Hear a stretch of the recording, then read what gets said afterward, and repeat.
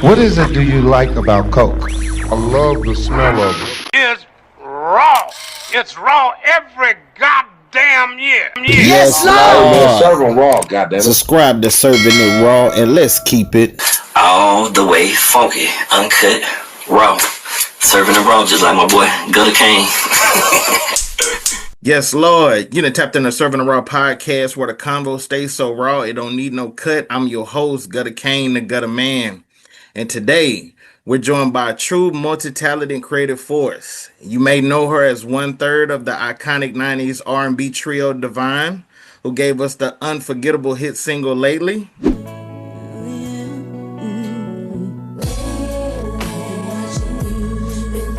Beyond her success on the charts, she's continued to shine as a singer, a songwriter, an entrepreneur, and author, using her artistry and her voice to inspire others. Serving it raw, I want to welcome Nikki Bratcher-Beasley. How you doing? Good. Thank you so much. I really appreciate it. That was a awesome welcome. I appreciate it. Oh, you're more deserved on that one because we definitely fixing to get in and give you your flowers and let people know, what y'all actually did as a group. Because like I said, it doesn't matter how small or how big a situation is, everybody contribute to what we call R&B and what we call hip hop. Absolutely. Absolutely. I agree. We definitely put our stamp on R&B history. I mean, we'll get into that in the questions, but we definitely put our stamp on there. So I can say it for the rest of my life that we made number one. A lot of groups, a lot of artists out there today still haven't made number one. So we get a chance to have that accolade and wear that on our head. So I'm That's good with what's that. yes, I'm and, good with that. and I want to give a shout out to Kia and Tanya as well. Oh, Okay, absolutely. yeah. My sisters in song. Yes, absolutely. Couldn't have done Alrighty. it without them. I mean, like you said, it's a group and collaborative effort. The nights we've spent in the studio, the nights we spent traveling, tour buses and everything else, we put our work in for sure. That's what's up, man. Hey, well, we definitely finna let the new generation and the new era know, what all y'all contributed to and everything that y'all did. Okay, so we're gonna dive into these questions. So I know you, Kia, and Tanya were from different cities. hmm Okay, and y'all were brought together by the manager. So can you tell me first just where you're from, and then can you share a memorable moment when y'all first realized the three of y'all had real musical chemistry? Yeah, sure. So I'm from I'm from Irvington, New Jersey. Right. So it's Okay. right outside of Newark, right in between by East Orange. We're we borderline all those major areas there. And our managers were from Brooklyn and the Bronx, Okay. and they were a team, and they were auditioning girls. We were like music magnet kids, right? We went to school for music. Hmm. And then the producer goes, "Hey, I know this guy who's looking for a girl group." Out to Irvington in my living room, and that's where I auditioned for them. And so rehearsals were in Inglewood. That's where Kia's from. Okay. So very first rehearsal, we went out there, drove out to Inglewood, which was far from Irvington. I don't think I had been out there, beforehand. And we sang as a group, and the harmonies were just on point. And that was it. And we were a group. We were a group. I was number three to join the group. Kia was Okay. first. So you were the last one. I was the last one, but okay, not technically. All right, so here's the story, right? Here's the story. Kia was the first, right? And after Kia, another girl joined the group. Her name was Tia. Ah.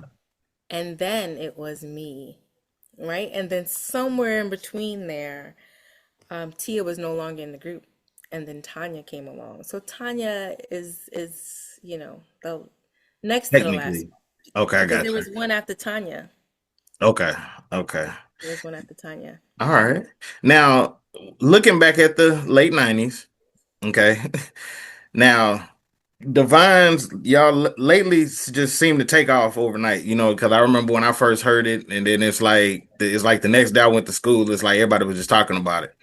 And so, what was it like for you? Because you were 18 at the time, right? I was. I You were was. okay. So, how was it like for you being 18 and then you just suddenly hear your voice on the radio across the country?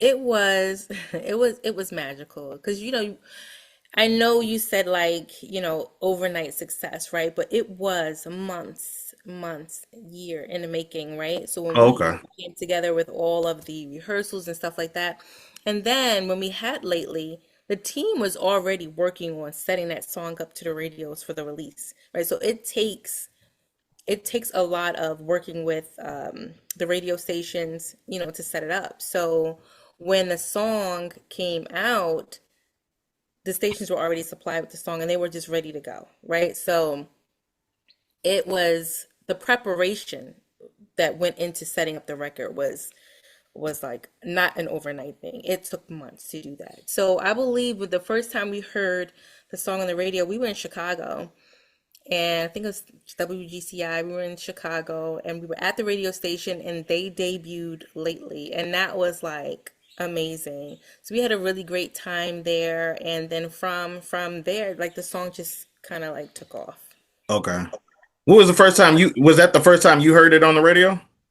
Yeah, yeah. That was Okay. the first time we all heard it on the radio. We were together in Chicago. Okay. All Colby did right. too. How'd you feel about that? Oh, it was good. It was surreal. It was like, okay, we knew what we had, but we didn't know what we had. Like we were at this radio station. We knew where we were just three talented girls and here comes the song and we're celebrating, but it was like it was really surreal. It was really surreal. I think it became more real for me when I got home. And I'm back in my community and then my friends and my tribe and guys on the block and my girlfriends from around the corner and they're like, Nikki, that's your song on the radio. That's when it became real for me because that's people who know you and they're just as excited for you as you are excited for yourself. So that's when it became like huge for me. Got it, got it. Okay. Now, well, the late '90s was a unique era in R&B. You had so many girl groups emerging at that point. Yes. So, what do you think made Divine Sound stand out in that crowded space? I mean, because you did have a plethora of Yeah, so many great girl yeah. groups, right? I think for us, our sound was just more, I don't want to say eclectic, but we weren't really trying to do like crazy church riffs and we weren't trying to do, even though we could. We Mm, were just really kind of just singing and laying it out there, right? yeah. And then we were the girl next door. Like, um, I think our sound coupled with our image is what made us different. Because we Gotcha. weren't trying to wear like the heels and we weren't trying to wear the real trendy clothes. We were trying to find something different to bring to the table.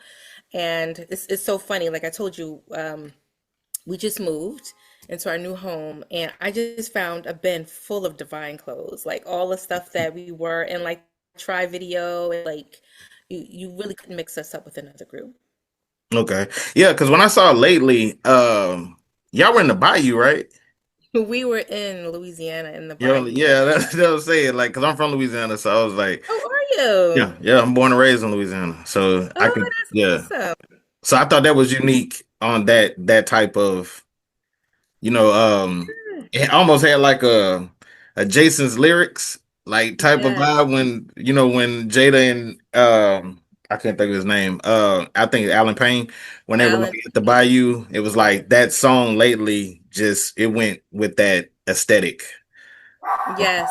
Sorry, that's Lucy in the background. You hear barking. Yeah, I agree with you. Like that was the first time we had ever been down to Louisiana. And I remember walking Bourbon Street and all that stuff, like, and then being in those homes with the really high ceilings and stuff. Like it was really like amazing. It was 106 degrees every day that we were there. So that was new for Ooh, us, being from shit. Jersey. Yeah. It wasn't getting that hot back then. So it was really, really fun. And then to be in the swamp in the bayou, that was just really cool. So I believe the house that we filmed in was like an old plantation. Yeah. And like yeah, it was just, to we were able to take in some culture at the same time, and that was just valuable. But hey, look, hey, I love that song. Actually, I got I have two partners actually from Jonesboro that actually I'm at three, my bad, that did a song to that instrumental. So like Get out of here. yeah, You they have to did a play it song. for me They one day. they did it was like a weed song too. It's like, but so the Fairy Tales album was our only studio project as Divine. But obviously it's still loved, by all R&B fans today. Which song from that album holds the most personal meaning for you and why? I think My Love for me, there's a couple. There's Okay. My Love and then Sweet Essence is next. So My Love, I wrote that one. I mean, I just had like, being young, all you see is like, your friends with the up and downs, this relationship that my friends were going through. They have these relationships. So My Love was very special. That kind of also proved to me like, hey, we have the chops to write, and to release and to be out there in the world. So that was symbolic as well. Okay. The second one was Sweet Essence. So that one was written by India Ari, and she came over to the studio. We were in New York. I was late to the studio that day. I don't know what I had going on, maybe school or something. I don't know. And I was late to the studio. I got there, I don't know, maybe like 10 p.m. or something. And India Ari, she was already in the studio. The girls were already practicing the song. And she was like, well, why don't you sing this? Let me hear you sing it. So I started singing the song, and she was like, that's it. That's who I want to sing this song. And I was like, okay, like Yeah. it was really cool. It was a very cool experience. We had the whole choir out there. We had the whole band. It was all live instruments. Um, Many record executives were there, and like it was just a really fun experience. And again, like by this time we were recording so much, it was just easy for us. But Sweet Essence was the first one that we brought in an actual choir, and we had live instruments before, but that entire song was just live. Right, Okay. so that song was just it was just amazing, and India Arie did her thing writing that song. Damn. All right. Shout out to NDRE. She Yeah, is a talented musician. she's amazing.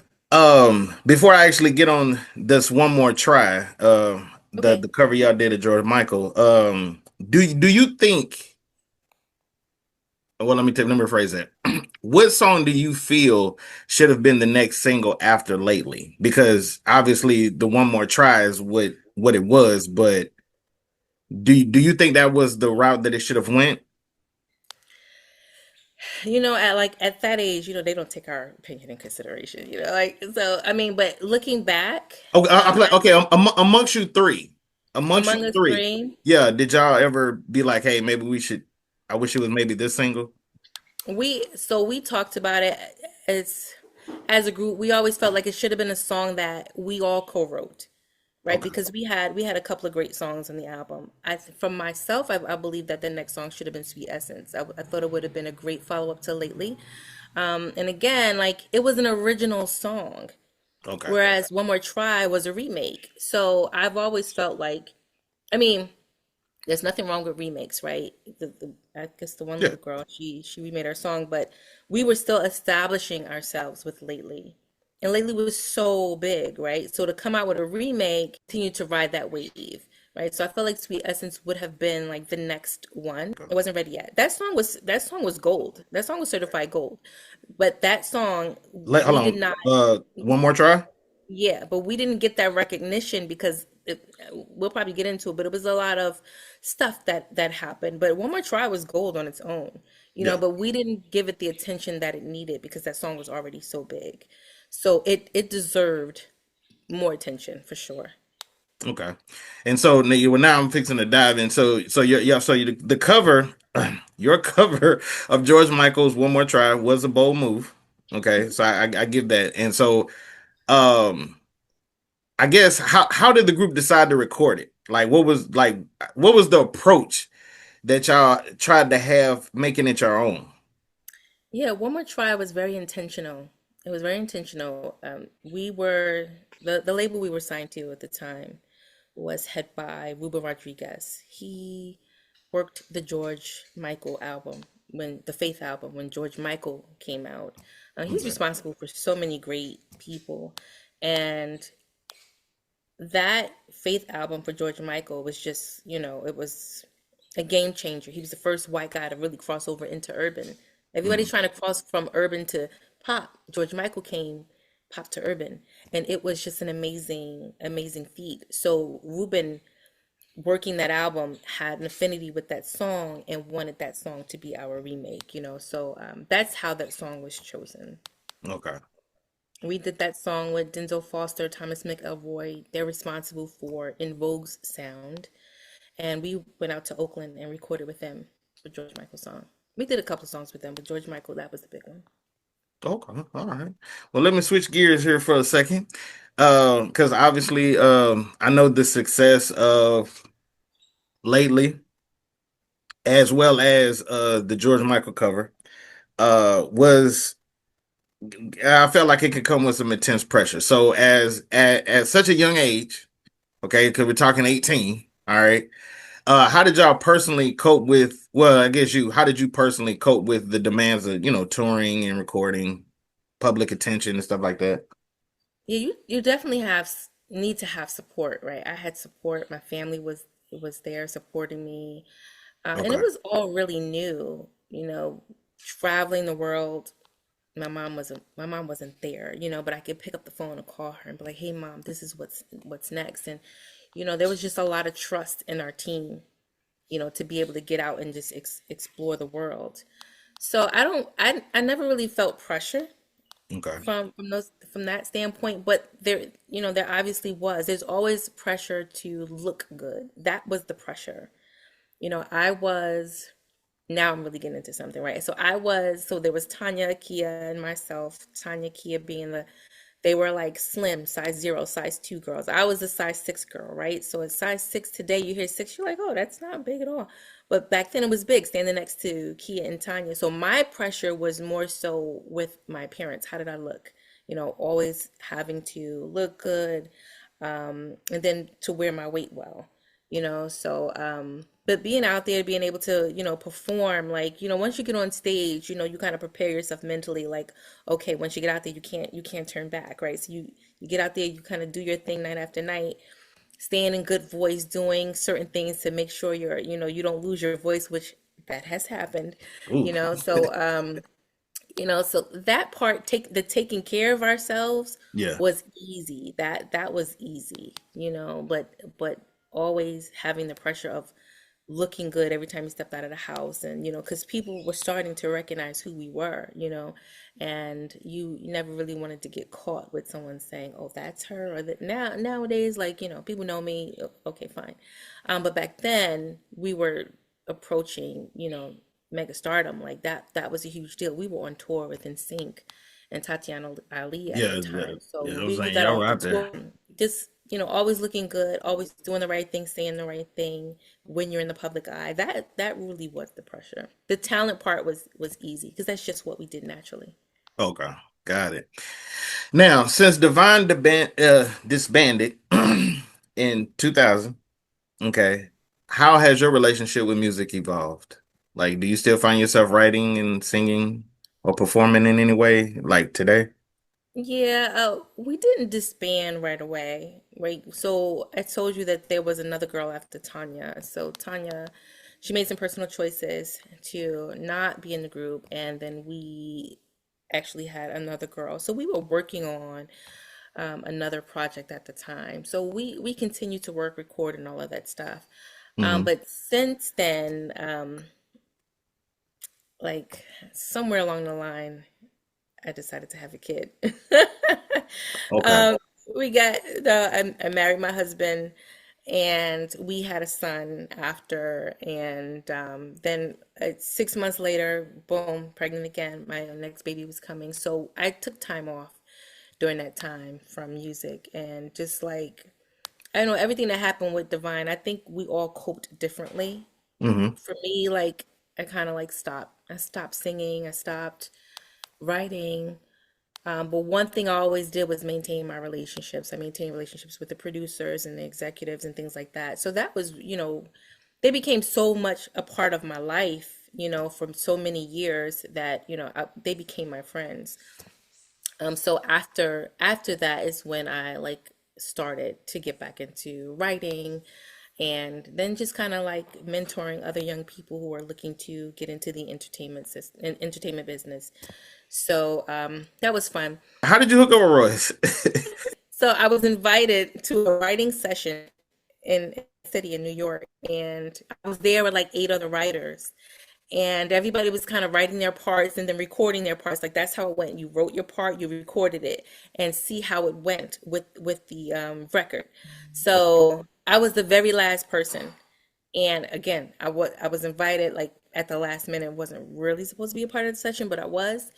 And after I went up there and I sang my part, I think it was his manager. He was like, "That's the part." He was like, "That's it. That's the part." And then my part Okay. lived on the song. I co-wrote the hook on the song, and that was a huge win for me because that evolved into so much more. That led to the Eminem soundtrack, 8 Mile, Yeah, where they and sample Premier, and DJ they Primo. Yeah. yeah, it was actually Gangstar who performed the song that I co-wrote Hmm. on. And that was a huge soundtrack for 4 times platinum or more.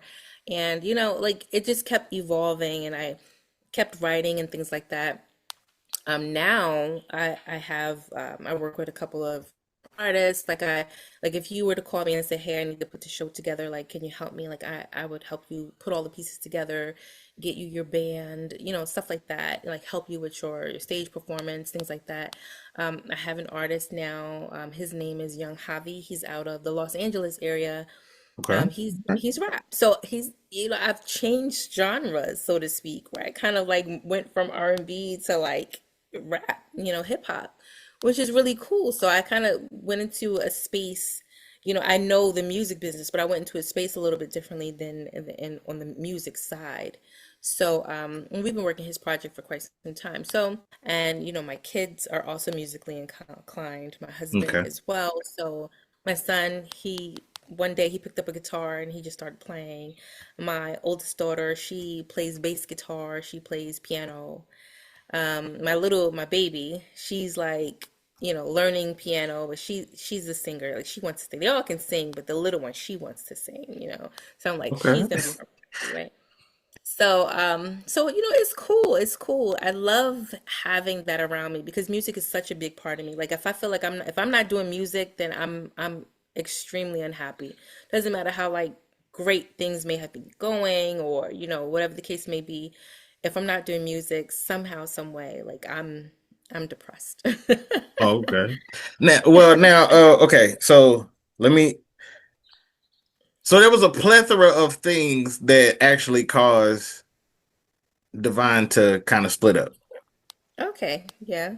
Okay, I just want to. So was that's accurate because I mean, it had the label shut down or was shutting. No, it wasn't really the label shutting down. Like we really did have the support of the label, to be Okay. honest. The issue was our name. We were sued for our name. There was a gospel group out of the South who said they owned the name, and they sued us. They won, but we Okay. did try to come to an agreement to allow us to continue to using the name, and they said no. So this is why, like a lot of streaming platforms and things like that, you don't hear lately because the distribution at that point, we had to cut the record, Got right? it. Got it. So Okay. Okay. So that's the that's only reason why. It wasn't because we just dropped off the face of the earth. So we had to resurface and, re-release under a different name. And we could have used like Divine Lately or Divine something, but we had to like change it a little bit. And during okay. the process, like I said, Tanya made different choices and we had someone else, you know, and then we changed labels. Then we changed Okay. label. But Got it. we had the support of the label. But I really do believe like people did not think that Divine was gonna blow up as big as we did. Lately was gonna blow up as big as we did. And once that happened, now we had a lot of chiefs, lots of chiefs, and everybody wanted, some of that. And it was hard for people to just come together to make that happen again. So the first mistake was the name. That was the first mistake, and that if that didn't happen, Divine would have had a subsequent release after that for sure. Okay. Well, now, I want to ask you this because I know now you have you're an entrepreneur. So I'm Yes. gonna start with that. So, so you've opened your own beauty supply store. I did. Yeah, I did. I have a beauty supply store. At this point, I said any business I open is going to have my name on it. So it's called Bratcher Beauty, right? I opened a beauty supply store. I wanted to create a place where people can go and get quality products, and then also to kind of push the Black-owned products, right? Because let's face it, this is $1 trillion market. Beauty, period, is $1 trillion market. And, Black people contribute so much to it. There's Hmm. so many products that are for us, but that are not made by us. And that's the truth. And so my store does highlight a lot of Black-owned products. But then, there's also that we use on a regular basis. So I have a little Bratcher Beauty, and I love it. I love it. Okay. All right. And then not only do you have your own beauty supply store, you're also an author, and you released not Wifey Material. So, what was the meaning behind the book? Okay, so I just went through a creative time. Like it was a passion project. Like I wrote this book and not Wifey Material. I don't know why. It was just something on my mind, and I was like, let me put these thoughts to paper. And then it just started to evolve into a story, and it kept evolving into a story. And I said, well, let me make this about three different women. So it's about three different women and the things that they do or things that they experience in a relationship, with their spouses, with their husbands. So they're all married. One husband is abusive, one husband is like a serial cheater, and the other one is the good one, the provider, right? And it's Hmm. how each of the wives deal with their situation. So it's kind of like taking on, multiple personalities of a married woman. And so I released my Wifey Material, and I remember when I released it, I was just so excited to get it to market. I released it, and the book had nothing but errors, just all kind of errors. So I had to pull it back and Okay. re-release it. I hired someone to come in, and she like, got everything together, and I re-released it. So now, it's out there. And then it was so popular that I released a part two. Okay. And so I have two books out there, and I've been working on part three. But let me just preface all of this. Well, now I said it all, so I can't preface it. But let me just say this: it is fictional. Okay. Did It's you fictional, did you y'all. read it? Okay, it is fictional. Obviously, I'm wifey material. I've been married for 20 years, coming up in October. But it's a Congratulations. fictional book. It is a urban novel. It's about love and it's about loss and it's there's some exciting stuff and there's some racy stuff. I don't want my daughter reading that book. Let me just say that. So she'll probably sneak and read it. But yeah, the third book I was actually working on an audio version of all parts, part one, part two, and part three, and so that's what's been in the works. Okay. Do you plan on writing another one? Well, writing another book, not necessarily a part to another series. I mean, a part to that, but just in general. I would like to, so my goal is to be like a Nora Roberts of books, like and there's another author, the one that's doing the Seven Sins. I'm Ooh. so sorry, I can't think of his name right this second, but I want to take those books and turn them into like lifetime episodes, right? That's what I really want to do. Okay. Oh, shit. Hey, see, at this point, you could do a lot. You could put on Tubi, Amazon Prime. So I would definitely look into that if you did that. Tubi, yeah, like look, people are doing it. People are doing it, and I know a lot of great people who would be willing to help me out with that. I think right now I have to be 100% invested in it, and Mhm. I have to have the bandwidth for it. So it's like Okay. once I get to a place, I'm ready to take that and, and get it going. But that's really my goal. Like I want to take my short stories and turn them into Lifetime movies. That's what I want to do. Okay. All right. Okay. I also have that. Now, this question right here is my top question. This is always my most difficult one as well. Okay. What is Nikki's top five favorite singers Okay. that are alive? Okay. Top five. So first is Aretha Franklin. Oh, all right. Shout out to Aretha. Second is Whitney Houston. Whew. Okay. All right now. Third is oh gosh, Harold Melvin and the Blue Notes. What's his name? Teddy Pendergrass. Teddy. Teddy. Turn Fourth, off the lights. Mary J. Blige. Okay. Oh, damn. All right. You got one more left. That's a solid. Faith Evans. Damn. All right. Faith definitely Faith doesn't Evans. get, I don't think she get as much praise as she should need to be getting. She doesn't. Faith, like for Mary, of course, everyone aspires to be like Whitney, right? Oh my God, Whitney Houston. And then Aretha Franklin and Teddy Pendergrass, to me, they're like storytellers when they Yeah. sing. They don't ever sing the same one song the same way every single time they get like they just kind of like they put the story out there, right? And that to me was just so intriguing. And then obviously with all of Aretha's other vocal abilities, like when I would sit and sing, I would sing a Whitney Houston song because I wanted to learn how to tell a story and riff and things like that. And then when Mary came out, Mary, she made me believe that I could do it. Like she made me believe I could be famous. I could do this. She was the girl next door. That image, everything that they wanted to accomplish with Mary, they did it, right? So I wanted to be like Mary.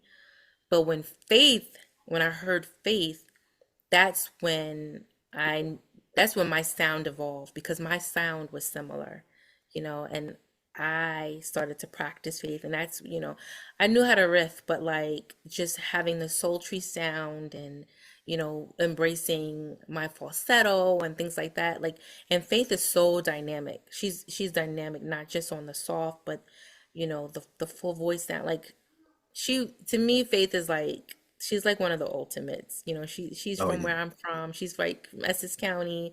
Like there was just so much, to her that I absolutely love. So she's my ultimate. She's my ultimate. Gotcha, gotcha. I can see that. You was one of those individuals back then. You were one of those singers too that used to rock the short hair look, Oh yeah. and it fit you so well. Like I saw you in the magazine, like you, I think it was a Word Up Yeah, in word the up. Word Up magazine, like back, and I was like, dang, that like I felt like that was kind of like your look. Did the industry ever try to change your look, like because you remember when Mary first came out? They kind of like Mary, Escape, all of them kind of had like the boots with the short hair. It was kind of like the tomboyish type of. We wanted the girl next door look. We Okay. wanted, we're from the city, we're from the hood. Like we wanted to have that, labels everywhere. We wanted to have that. So, we'd be on tour. Everybody had on all of the, Tommy Hilfiger polos. We didn't have that Yeah. on, like, so we wanted to have that look, that girl next door look, but they were like, no, that's not who you are. Okay. And we had one photo shoot and I put on a wig. And they were like, what in the dang world? And I mean, it was cute. It worked for the shoot for that one time, but they were not happy. And I think one other time I showed up, like we were like on a break, but we got contacted by it was YM magazine, Young People's Magazine, Yeah. and we got contacted. We were getting an award from them, and they were like, "You got to get to the city. Let's go." So I got out there. I had a weave. And my manager was so mad. She was like, "What is this in your hair?" But the short hair that really was my look. And thank you so much for that compliment. I Oh I yeah. did think I looked good with my short hair, and people would recognize me, especially because of my hair. They knew like that was the girl from Divine. So that was really cool. And whenever I would go out and hope to see Holly Berry, that kind of thing, like with the short hair affinity kind of thing. But yeah, the short hair, that was my look. I loved it actually. I loved it. It was very easy to maintain, and it was cool on the road. Yeah. Yeah, you did that. You had the little streaks in there and stuff like that too. Yeah, Yeah, that was lovely. yeah. Well, if you could speak directly to the fans who still play lately and share Divine's memories online, what would you want to say to them today? Oh my gosh. I can't say thank you enough. Like our song lives, it lives even today. And it's because, there are radio stations out there who still play lately.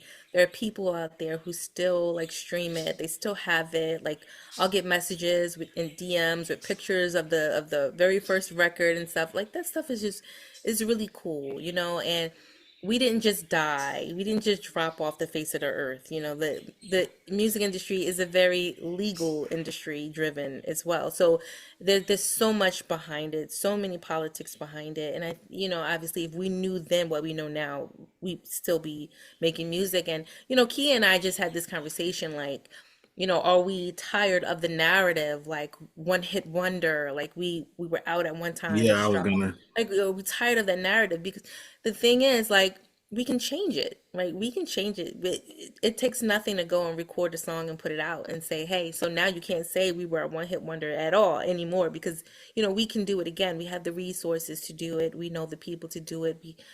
This is an open market even today. Like, any artist right now can release music and, have their music live on the web, right? So, Mhm. it's not like it's something that can't be done, but we were not a one hit wonder. Like that is just one song and it's done. One More Try, like I said, was gold by itself, right? And with no push at all. So had we had not gone through the issues that we did legally, Divine would still be very much a household name. um and it was cool. Like, life happens, after that too, So I was the first, to get married and have kids, and then Kia came after. Actually, Tanya was the first, and then myself, and then Kia. But it's like we had subsequent contracts, we had subsequent deals, Yeah, after that. It's just making sure you're making the right decision and not making that same mistake the first time around, right? Because after you get through your first album, you grow, your knowledge grows, and you know a little bit more than you did before. So you really don't want to jump in and make the same mistake as you did before. And got so now, having grown your knowledge and experience, people are like, do we really want to work with them or don't we? But we definitely had that support back then. I just think there were a lot of chiefs at that time, and it just didn't come together. But um, we could change the narrative at any point, and it would be different. yeah, yeah, yeah. I definitely can. And the fact that y'all are still in contact with each other and stuff like that, Yeah. that sisterhood is always there. What's next for you? Uh, as because like I said, as an author, entrepreneur, is there any other avenues that you're looking at before we close out? Ooh, I'm growing in the entrepreneurial space. My goal is to have a cluster of beauty supply stores. That's just the Ooh, beginning. And my stable of recording artists is increasing as well. So I mean that I like I said, if I'm not doing music, I'm not doing it. It's music is always, number one in my life. And I have so much going on. Like sometimes I'm like, look, come Sunday, I'm not doing anything. I'm not getting in the car. I'm not going on the road. I'm not doing anything. But sometimes you just can't stop, right? Like yeah, it drives me. It fuels me. It keeps me going. So and I really want my kids to see that behavior as well. Like never like be complacent. And always kind of go after what you believe in. And I tell them all the time, there are things that people just can't take from you. They can't take your success from you, right? You always have that. They can't take your education. You always have that, right? mm-hmm. Um, and they That's can't true. take your dreams, like there are some things that you absolutely earn that people, no matter what happens, you'll always have those things. And don't let anybody take your freedom. So those are the things that I teach my kids, and I want them to know, like, if there's something that you really want to go after, do it. You don't have to be one dimensional. You can be multi-dimensional and be successful. It doesn't mean that everything is going to work out right away. You might fail a few times, but when you figure it out, it's going to work in your favor. So beauty is one area that I didn't think that I would like go into, having a beauty supply store. But some things happened in life that drove me to it, and it's always been I always wanted to have some kind of a storefront to draw people in, and I'm actually considering taking my store and making it like a divine museum, like a musical museum, because there's so many things that people don't know about divine. Like so if you walk in, you'll be able to see different things, that we've been able to do, our plaques and stuff like that people can see when they walk in. So I kind of want to make it like an eclectic kind of experience, just something fun. Yeah. And then, by the way, you pick up your hair gel or your shampoo, or whatever the case may be. So just to add something fun, and add some dimension to it. But yeah, That's I nice. believe so. I made a commitment to myself that I would do more for me, not in a very selfish way, but like, sometimes, when you have a family, you put yourself on a back burner, right? Yeah. You don't really every decision that you make is like for your family, for your children, things like that. So I made a commitment, like, like I was a part of this group that was like really great, and like I don't have to hide that. I don't have to live behind that. I can still continue to live in front of that and tell my story. So, and it's so funny, like it's just faith, right? Because right after you sent me a message, and I just happened to be on Instagram. Yeah, So you hit me back the fastest anybody has yeah. ever scheduled an And interview. And listen, like people message me all the time for stuff. Like I get invites pretty often, and I don't always do them, for whatever the case, bandwidth or whatever the case may be. Sometimes I forget to respond, but I happen to be on Instagram. So I was like, oh, this is cool, after like having that epiphany, I'm gonna do more, that kind of thing, So it was Like, pretty cool. So I I'm thank you for glad. that. And I thank you for that. Yeah. Yeah, I'm so happy because like when I sent the message to you, and then like I said, I sent it to Kia, and but nobody has ever scheduled. Like most people, when they'll respond, they'll say, "Yeah, I'm interested," or something like that. And it's like the notification I got was that you scheduled the interview, and I was like, "Oh damn!" I was like, "That's the fastest I've ever had anybody." It's Um, cool, like, and it's flattering. Someone wants to commemorate you for the hard work that you did. It doesn't matter how long ago or how most recent. Like, yeah. not everybody, gets that opportunity, and not everybody wants to take time out of their busy schedule to tell your story. Like that's a big deal, and I think that you should give people that opportunity if they're willing to do it. So thank you Oh, you for look, you're more than welcome. From Serving the Raw and Gutter Cane, I want to it. give you your flowers. All three of y'all, but since I'm interviewing you, I want to give you your flowers. I think that is actually the meaning. What you said is the meaning of my podcast is because I feel like every bit of anything is what has made R&B music what it is, what's made hip hop what it is, and stuff like that. And I think that a lot of times we do pay so much attention to the bigger names, but we never pay attention to the names that, those workers that actually put in, you know, their heart, their love, their sweat, their tears and stuff into making this what it is. And so Divine, like I said, that I grew up on the group. The song was I think was it came out in 98. So I was in 10th grade. 10th grade. Yeah, I Mm. was in the 10th grade when it came out. So, it was one of those, it was just one of those songs that just, you know, every I don't know. It reminded me of like it was like a newer version at that time. It was a newer version of Otis Redding. Oh, you froze. Oh, Newer version of what? Otis Redding's sitting on the dock of the bay. Let me ask you a question. Did you come up with that by yourself? Yeah. Why you say that? People say that. People say that it's like sitting on the dock of the bay, Otis Redding. People compare that song to that all the time. Well, listen to the lyrics. I mean, the chorus. Watching the tides roll away. Yeah, yeah.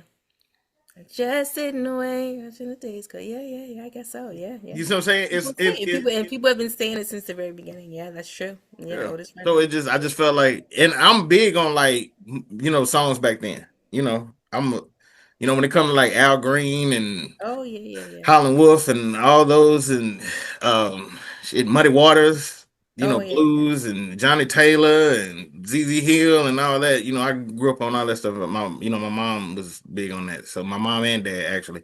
My dad more because he was a musician, but Oh, nice. yeah, he was a singer, and so Wonderful. yeah, actually, so my dad is the uncle of Shatasha, who Shatasha did the chorus for the Thuggish Ruggish Bone for Oh, Bone. it's the thuggish, ruggish Yeah, bone. so that's my first cousin. Yeah, I so love it. I yeah, love it. so We've had some, I don't know if we had some encounters, but like we've been in spaces with Bone Thugs and Harmony. We've been in spaces, yeah, which is really cool. We spent a lot of time out in like I've seen LA. some of the pictures that y'all have. I'm like, man, y'all was rubbing shoulders with some people. I have so many more. Like I have so many more. But like back then it was a time for magazines. Now we have the internet. You know what I mean? So it's like if you didn't grab a magazine, you wouldn't have seen it. But here, it's different. Like, you got your smartphone, take a picture. Back then, if you had a flip phone, Yep. I'm dating myself. You get those two-way pages. So it was a little different back then. So yeah, yeah, it was a lot of people, a lot of great people we met along the way. A lot of great people. Well, hey, this is a safe space for you. So anything that you're working on, whether it's a new book you rolling out or music or anything, please stay in touch with me. We can always, Absolutely. do something like this again, okay? Absolutely. No, and thanks again. Like I said, I can't say it enough. This is fun. I love doing the interviews. So, like, kudos to you for bringing light to that time. And there'll never be another '90s and 2000 era of R&B. Like that was our explosive time. And music continues to evolve. And I love how music evolves. So, I'm here for all of that different rap, different sound. I'm here for all of that. Like if you can't see the value in what music is now, then like okay, maybe you've aged more than you wanna believe, but I love it. I love to see how young people's ears change, right? Because they're gonna dictate what's hot right now, whether Mhm. you like it or not. So you have to build that understanding. So I mean, I love that, but there'll never be another '90s 2000 R&B era as great as it was then. Yeah. That was the era of groups, boy bands, girl groups. That was the era. Maybe it'll come around again, but that was our generation, right? So that was huge for us. That was huge. Hey, let me ask you a question real quick before we close out, but before we leave. Do you think that R&B has taken such a hit because they're not going back to the churches? Because I feel like a lot of the singers from the 90s all came from like church. They were singing in churches. I think people are just trying to keep up. I think people are just trying to like just kind of like stay with the times. I don't think it's you have drill music, you went through the time with the mumble rap. You have all that. And so people want to stay relevant, right? Hmm. So I think that's the reason why people are not really heavy on R&B. Like people who love R&B, they're our generation. That's just what it is. And it's the younger generations that are really buying and listening to music, not really our generation as much. So I think that's why people are not making music that the way they were then now.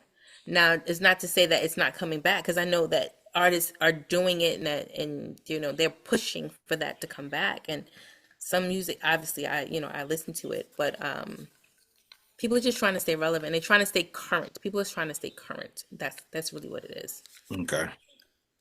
All right. Well, I want to give a big shout out to all my viewers and listeners for tapping in on another episode of Serving the Raw. Hope y'all enjoyed the ride. If you did, go ahead and hit that like and subscribe button and drop a comment below. Let us know what you think. You can always catch us on all your favorite streaming platforms. We will be back with another fire episode. And until then, I want everybody to enjoy the weekend and stay solid. Can you let people know how to reach you if they, want to reach you for anything? Yeah, I'm on Instagram, officially Nikki of Divine. I'm on Instagram. You can go to my website. I think I have a million websites. Go to bratcherbeauty.com. That's the website for the store. You can also just reach me at nikkibratcher.com. So plenty of ways. My number's public. Please don't spam me. But yeah, so best way to do is just hit me on Instagram and officially Nikki of Divine, and I'll definitely respond if I could. All righty, and everybody, I will have that back down in the description. And I want to thank you again for being my lovely guest today. I was so excited about this, and so and like I said, like we're always tapped in. So anytime you need me, just let me know. Absolutely, thank you so much. All righty, I'll talk to you later. Okay. Bye. Just make sure the coke fire. Told the jeweler cut some links and bring the gold higher.